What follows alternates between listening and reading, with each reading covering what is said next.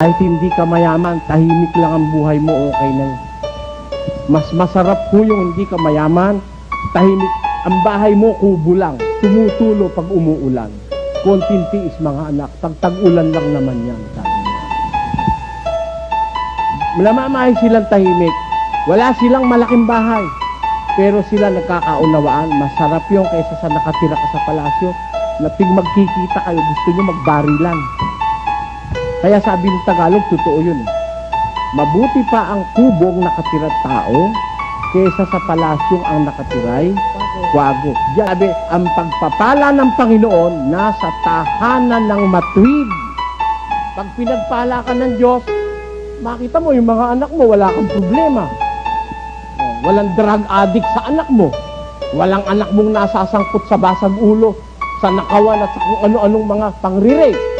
Yung pagpapala ng Diyos, kahit mahirap ka lang sa buhay, tahimik kang namumuhay.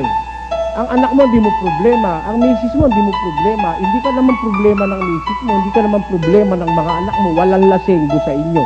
Hindi pa pagkaganda-gandang buhay mo. Kahit na ang pera mo, si mabini lang, okay na. Marami ka mga anak, nagkakaunawaan, may pagmamahal, may takot sa Diyos.